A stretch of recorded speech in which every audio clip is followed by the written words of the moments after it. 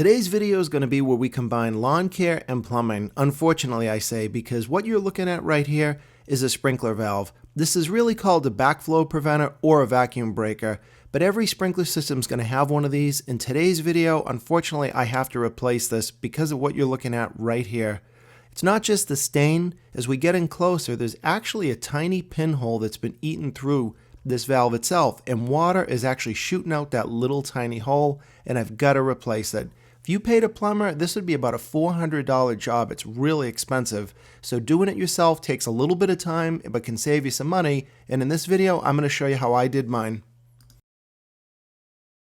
First big tip is going to be, before you replace it, try to get the model number off your old valve and see if you can buy an exact replacement, because if you do, you're really going to have your installation go a lot easier. I actually bought this one on eBay. I paid about $60.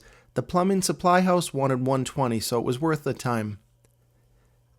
Now as we get started, the first thing I need to do is to start removing some stuff off of the old valve, and this is a drain plug, which is really important. Take this out to let any water out in the system, and I obviously have the water supply shut off inside the house. And what I'm doing here is I'm stripping this valve apart, and you can see how tight that valve is to the house, so I can't just take this valve and rotate it. So my solution is just to take all the pieces off like you're seeing here in high speed, so this way I can unscrew all the components and get the valve out of there. Now the corner joint there is soldered, so I'm putting a piece of fireproof fabric behind it, and these are specially made for doing this kind of work. I can't stress enough how careful you have to be when you're using a torch right against your house or near any kind of wood. So this really gives you some safety, and without too much trouble it comes off. Now the disassembly continues. These valves really are just several pieces put together, and by doing it this way I don't have to worry about hitting the house, and it comes off without too much trouble. As I finish this, I'm just taking the final bits off, and you can see the main valve body right there, and in this close-up you can see why I have to do this, because there just isn't enough clearance to rotate the whole valve, so by doing it this way it makes it pretty easy to get it out of there. And the final part is just unsoldering that elbow there, and I can pull that off. Now we're going to reverse the process to put the new valve in place. Now the bottom part there is threaded, and what I'm doing is I'm using pipe dope as a sealant, and you always need to use a sealant on any type of threads like this. Some people like to use Teflon tape or pipe dope, or even both, and there's really no wrong answer. In my experience, this Hercules pipe dope has worked pretty well. And now I'm just going to snug the valve back up and really give it a good tightening. You really can't over tighten these because they're so heavy duty, so I really want to make sure that they're leak free and give them a good snug.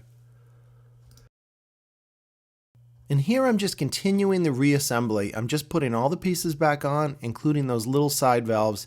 And this doesn't take too much time, and this is the more fun part of the project, if you can call it that, just because it goes together so easily.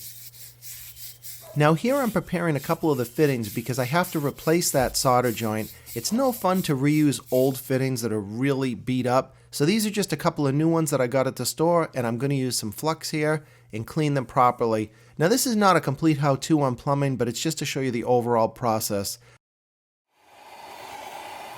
And the reason I'm putting this piece together separately is because I really need to, because one end of that is threaded, and I don't want all that heat going into the valve. So because I'm able to assemble this outside the valve, I chose to do that, and I'll still need to do one solder joint on the valve when I complete the job.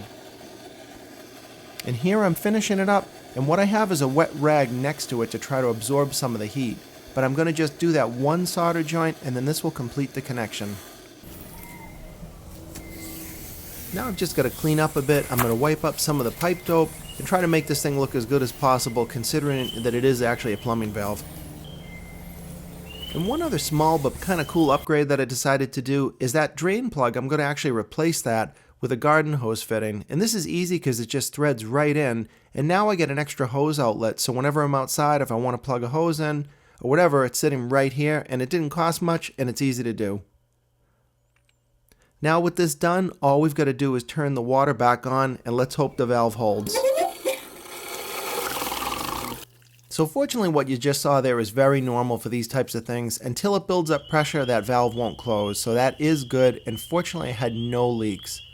So I hope this video was helpful to you. This is a bit of a job. It even took me about an hour and a half to do, but I still like to do it myself and it saved me a lot of money. So I hope this video gives you some tips if you have to do this repair or just taught you a little bit more about outdoor plumbing.